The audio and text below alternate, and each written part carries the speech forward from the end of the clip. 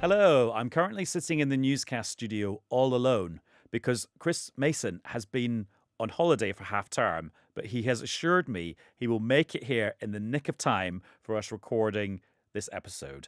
And this episode is going to be a cracker because it's going to combine two of my passions, politics and Taylor Swift. Newscast. Newscast from the BBC.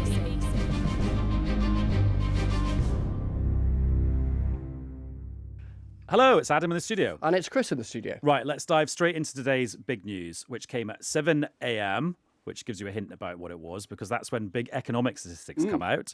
And we learned from the ONS that the economy shrank by 0.3% in the final 3 months of last year. Now, if you add that to the 0.1% shrinkage in the 3 months before, we're now technically in a recession. Yeah, in an election year. And that R word, and we'll kick around, the extent to which it's a recession comparable with others and what it actually means and the extent to which people will feel any different, given that it's a sort of rear view mirror look at what's been going on in the economy in recent months. If you're in politics in general, if you're in government in particular, the R word is just one of those horror words. And so for those in government in an election year, it's the last thing that they need to see. And it is equally not remotely surprising that opposition parties leapt in front of cameras and microphones within, if not nanoseconds, then certainly hours of 7 o'clock this morning to try and pin the blame on the government, as you'd expect them to do. You've got Jeremy Hunt, the Chancellor, making the argument that things are getting a little better. And I suppose if we take a couple of steps back, there's a fair question to ask about to what extent we might have been in a situation similar to this under different political management, given what has happened in big picture economic and geopolitical terms, and indeed the pandemic, in the last 4 or 5 years. Right, let's kick this around with some very wise visitors who've popped into the Newscast studio. Here's Darshini David, BBC Chief Economics Correspondent. Hello. Hello. And Torsten Bell, who is the Chief Exec of the Resolution Foundation. Hello. Hello. Remind people what your outfit actually does, Torsten. The Resolution Foundation does not offer you marriage advice. Instead, we are an economic research institute that focuses on the living standards of people on low and middle incomes. Okay. Now, Darshini, I was feeling very smug this morning because I thought, I know what a technical recession is. It's 2 quarters of negative economic growth. And then it turns out actually no one can really agree exactly what it is or whether a technical recession actually exists. Well, I always feel that, economists need that other Resolution Foundation. They need the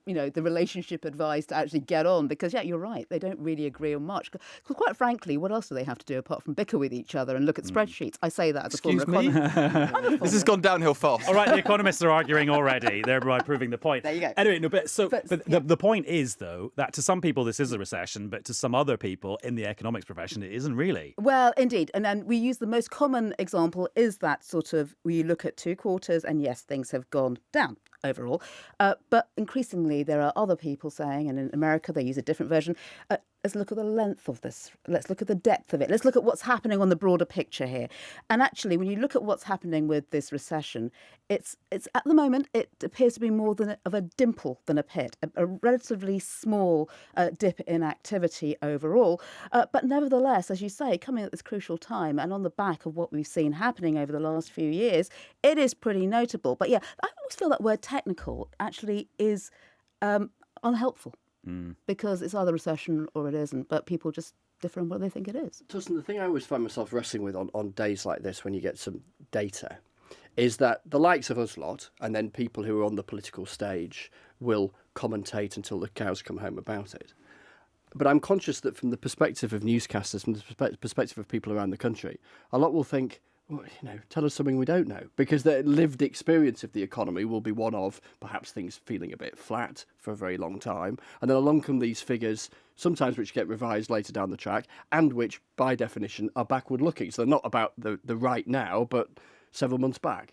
Yeah, I think we should. That's a good thing to have in your head, Chris. I think politicians should probably have that in their head too. And I think most people hearing the news at 7 a.m. or 9 a.m. or late tonight will be thinking, yeah, know something Sherlock, because we've all been living with that for some time. I actually think probably that's more true with these figures than it is generally, because what we're really saying, normally when we see a technical recession, whatever you want to call it, being declared, that normally happens when you're seeing quite a steep decline in economic output. Something really bad's happened. Banks have gone bust. I remember those ones. Or something really bad in terms of interest rates Yeah, because shooting up. this is very small compared to the Let me come financial back crisis. it definitely is small compared to the financial crisis. Although as someone that was in the Treasury during the financial crisis, I don't think that should be our only benchmark. You could definitely have a big recession that isn't the global financial crisis, just to reassure everyone. It's not dimple or global financial crisis. There are things in between. Hopefully we won't experience too many of those. So I think this one is more backward looking than normal. Normally, as I say, a recession gets declared, people are losing their jobs right there and then, and we're seeing big steep falls in output. Now, luckily, that isn't the kind of thing that's happening now. Instead, what's happening is, if we just step back and say, what's the big picture? Well, the big picture is the British economy hasn't been growing for the last 2 years. That's the actual big picture of what is going on here. Yes, if you look at just the GDP figures, which is the exciting thing everyone talks about in recession world, then okay, it's only 2 quarters of the economy actually shrinking, and that's what gets you your technical recession. But what we all care about as punters is what's happening to our living standards, what's happening to GDP per capita is the real thing that matters. How big is the economy per person in the economy? And actually that's been shrinking now for 2 years, since the beginning of 2022. The only thing that's holding up the GDP figures overall is actually much faster population growth than we are used to. You guys have covered that in your episodes on migration. 600,000 net migration figures running to June 2023. If you look at what the ONS said just a fortnight back, they found another 700,000 population over the age of 16. So there's more people than we expected. The more people, that means some more workers. That means GDP is higher. But in the end, we care about our living standards, GDP per capita. As I say, that's been shrinking for 7 quarters. It's actually been shrinking for more consistent quarters than we've ever seen on record. And those records go back to 1955. And that's my slight, question I would raise with some of the coverage today and some of the discussion, which is because if you look at just GDP, you say, oh, there's only 2 quarters, it's only 0.3, we're not seeing unemployment shoot through the roof. Those are all true. But we have had 7 quarters of this economy, 2 years of this economy being unable to grow. And remember, that's happening on the back of 15 terrible years for the British economy generally. So yeah, if I was listening to the news today as a punter, then I would probably be saying, obviously, that's what's going on in the short term. And then I'd be saying, when is this all going to end? Well, the interesting thing is, and we took a look at those figures and crunched them looking at GDP per head. And if you go back to the start of 2022 and you look at where we are now and what population's done, inflation has done, and GDP, we're the equivalent of £140 each worse off than we were just 2 years ago. And that's just 2 years. And as you say, we're poorer than 2 years. We're poorer than we were in 2019. When we have seen some growth from before that, but this is not an economy firing on all its cylinders. Whether you want to call it a technical recession or not, this is what stagnation looks like. Well, Joe, let's listen to how some of the politicians have reacted today, and maybe we can get you guys to kind of mark their homework. Here is the Chancellor, Jeremy Hunt. It's not possible to have healthy, sustainable growth when you have inflation at over 11%. We brought it down from 11% to 4%. Many people think that by the early summer it will go down to 2%. That lays the foundations for long-term growth and increases in living standards, which are so important to families who've been really feeling the pressure over the last few years. And then Rachel Reeves, his opposite number for Labour, did an entire press conference about it so she could gloat. At the moment, the UK has the highest inflation in the G7, and only the UK and Japan, I think, are likely to have gone into recession at the end of last year. So I don't buy this argument that you need to have a recession to get inflation down. Other countries doing an awful lot better at controlling inflation whilst also managing to grow their economy.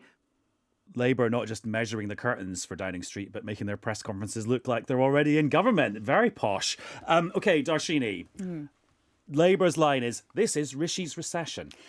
Hard to allocate blame precisely, but I mean, there have been quite a lot of things happening in the global economy. Well, there are. I mean, we talked about the pandemic being a global virus, and what we've seen over the last couple of years has been a global economic virus in the form of that cost of living shock based on global wholesale costs.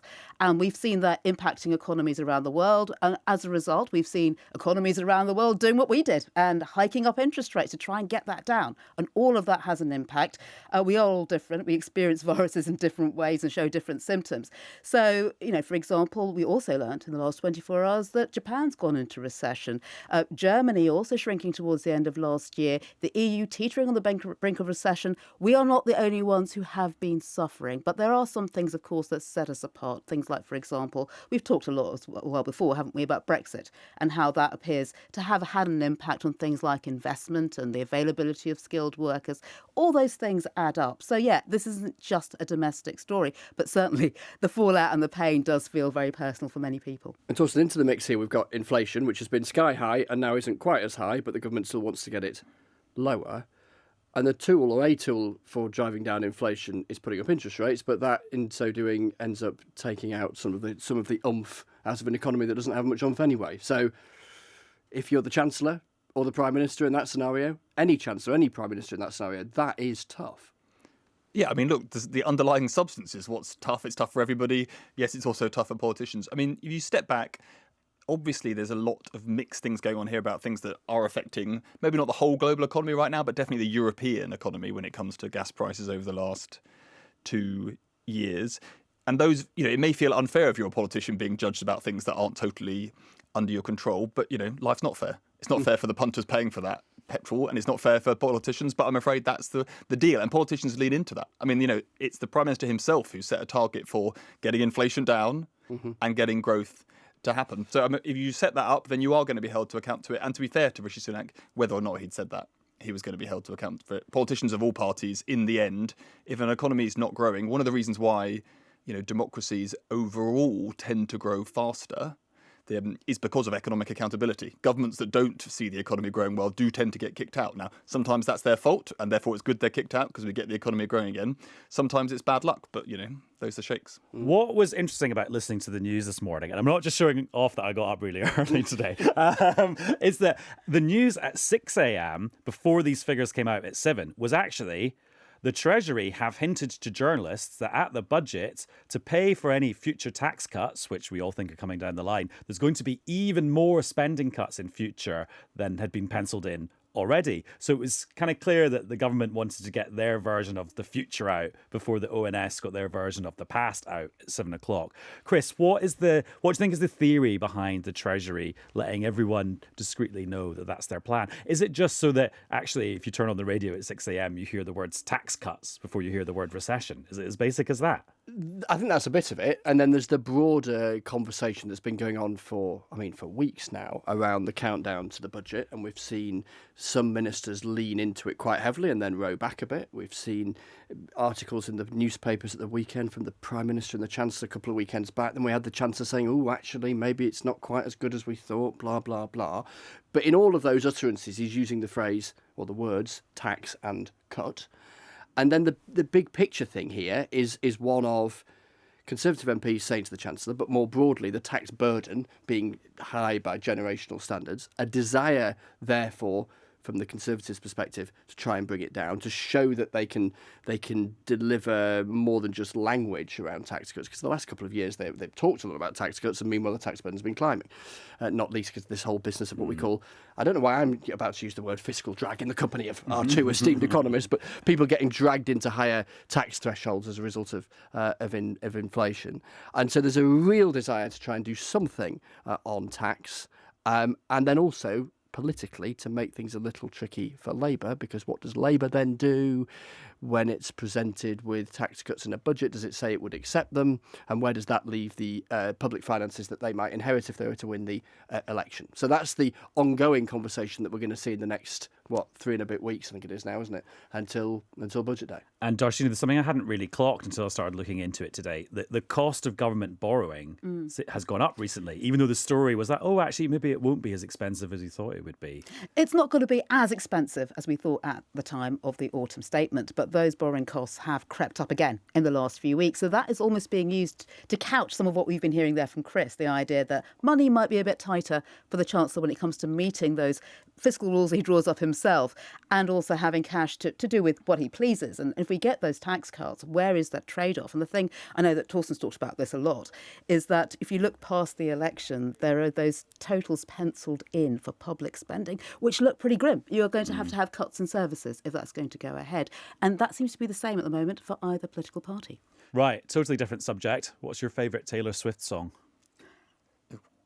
My favourite Taylor Swift. I'm actually slightly worried that Taylor Swift has become worryingly central to our politics. Yeah. Well, it's funny you say Particularly that. in the United States. And I'm slightly nervous that you two are like, now going to... I'm worried that you two are going to start on this and we're going to end up with a UK version of a Taylor Swift conspiracy theory.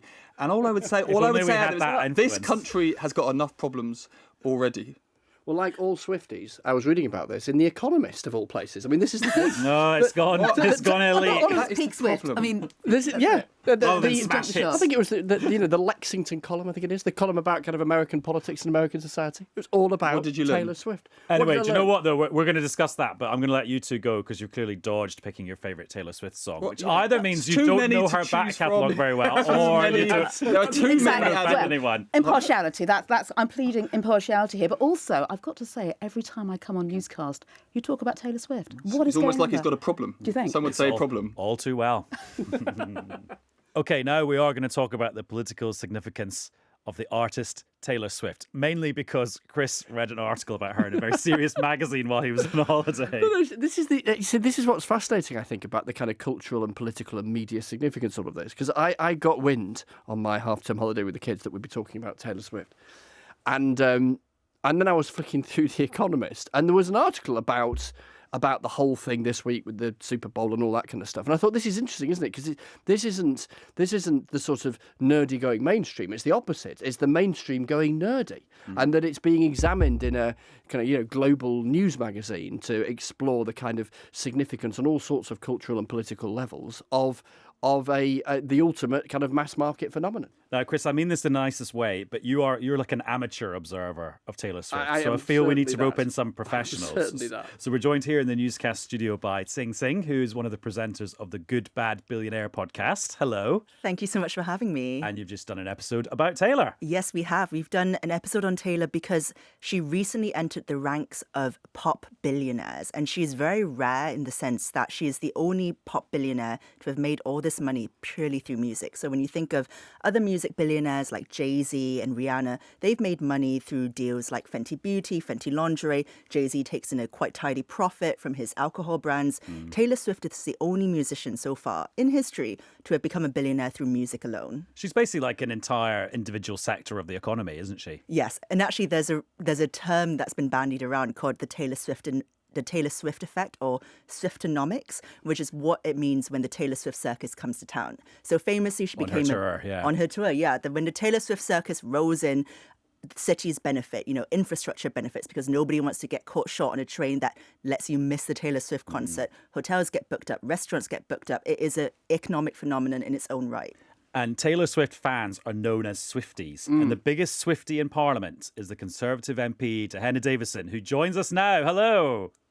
Hello, thank you for having me on to talk about my specialist subjects. And thank you for wearing some Taylor Swift merch as well, so that we know you're the real deal. Actually, Tahenna, should we just be very transparent? And would you like to explain to newscasters how I know that you're such a big Swiftie?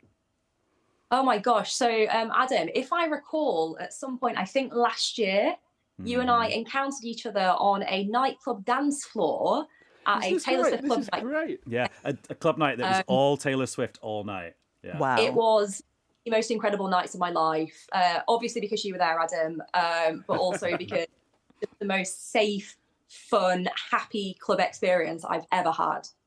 Tahenna, for people who haven't quite bought into the whole Taylor Swift mystique yet, what's her secret? What's so amazing about her? She means different things to different people, I think. But for me, I think the reason that I'm such a big fan and remain a big fan to this day, I first got to know her when she was a teenager, writing songs about teenage life, falling in love for the first time, breakups, boys, friends, feeling like an outsider. At that point, I was going through that same stuff in my life as a teenage girl, as so many others were.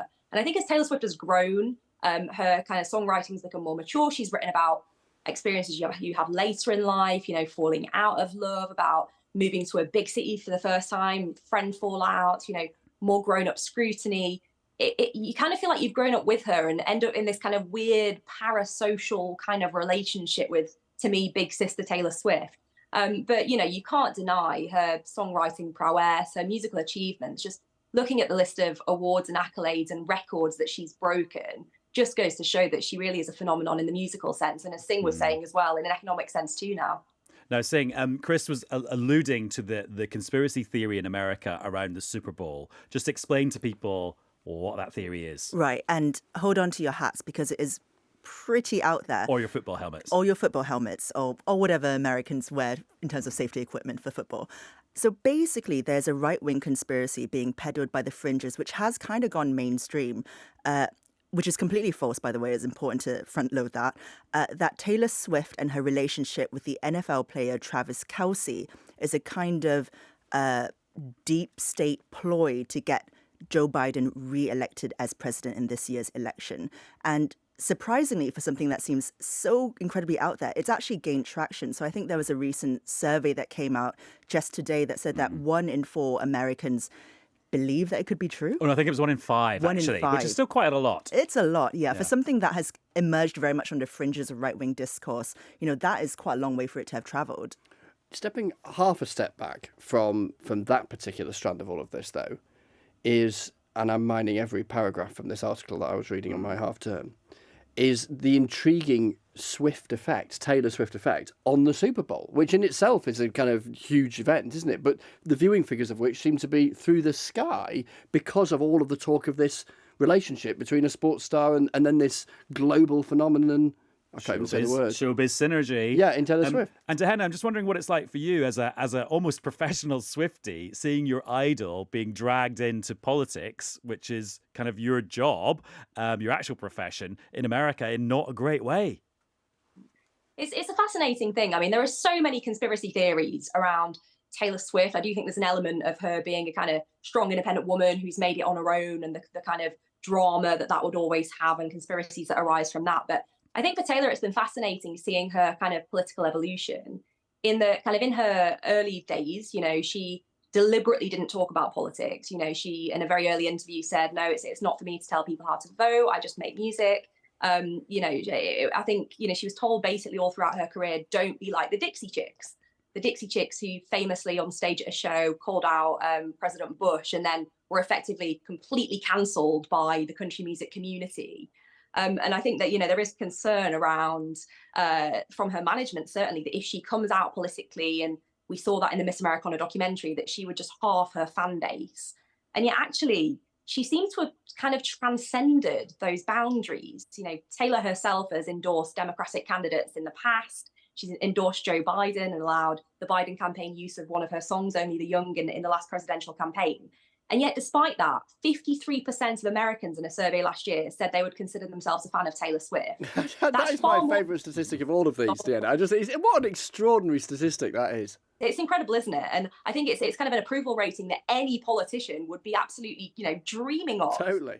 But what's interesting, you mentioned Miss Americana, which is this Netflix documentary that was kind of behind the scenes of Taylor's political awakening in 2018 when there was a big, important Senate race going on, and she endorsed the Democrat. And I, for work purposes, watched that bit of the documentary again this afternoon. And it's interesting because Taylor's, talking about first name terms, Taylor Swift's kind of the way she ends up endorsing the Democrat is not because she herself is a Democrat or has the political identity of Democrat or thinks of herself as centre left. It's because she was like, oh, hang on, the Republican candidate to me seems homophobic and isn't standing up for women's rights. So actually, Taylor Swift seemed to start with the issues and then decided her political allegiance from that. Now, there's two ways of looking at that. One, that's actually how just a lot of people who don't have political allegiances make their decisions about who to vote for in an election. Or a slightly more cynical version is that, oh, that's how you can be political as a celebrity,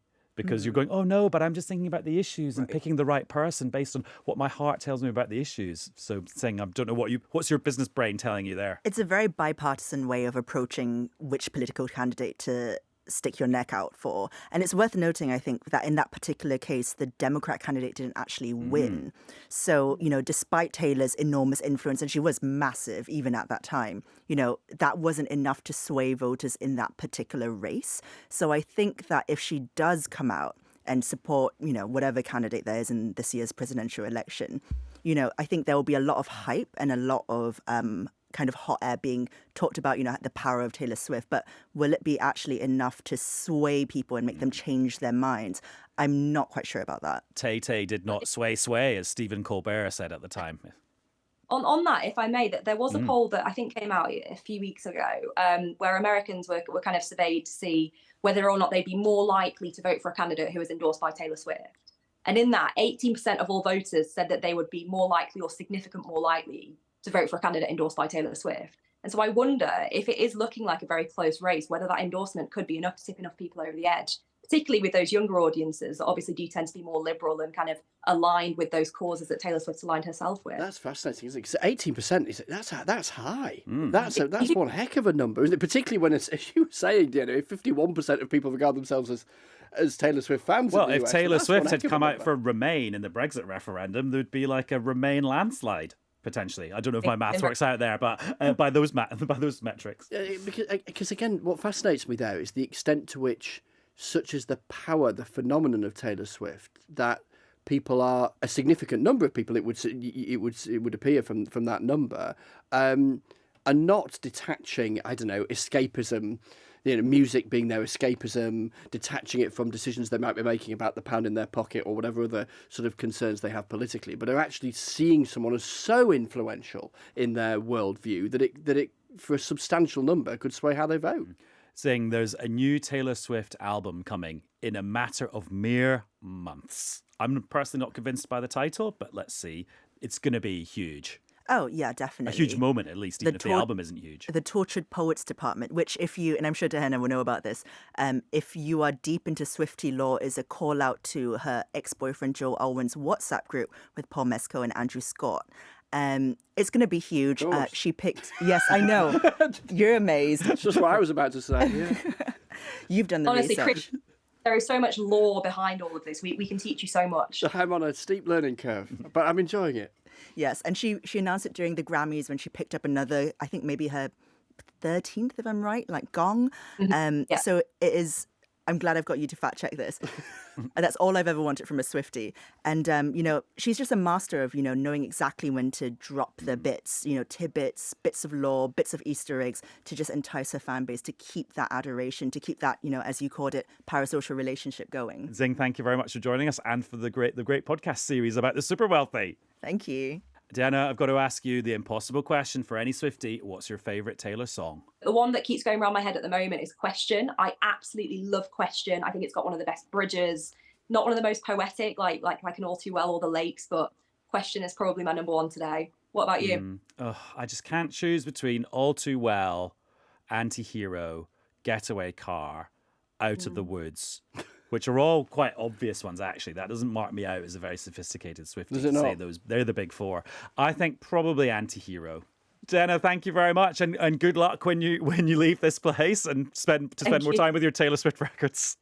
Absolutely. Thank you. And Chris, thank you for giving us an opportunity to talk about my favourite two subjects, politics and Taylor Swift. It was a great combo. Right, Chris has just thrown down his headphones and legged it out of the Newscast studio because he is going to Wellingborough to see the result of the by-election, which will be announced in the early hours of Friday morning. And we're also expecting, around about the same time, the result of another by-election in Kingswood, both seats that were previously held by MPs who were, at various points, Conservatives. And we will bring you Newscast-style analysis of the results in a live televisual spectacular on BBC iPlayer, which will start at 7 a.m. And then we will press record on that and drop it as a podcast in your podcast feeds very soon afterwards. And it's become a bit of a tradition on Newscast that we do these live results shows. And because they're live and because it's Newscast, it has quite a sort of zany energy. Much less professionally produced than a Taylor Swift song, let's put it that way. I'll speak to you soon. Bye. Newscast. Newscast from the BBC.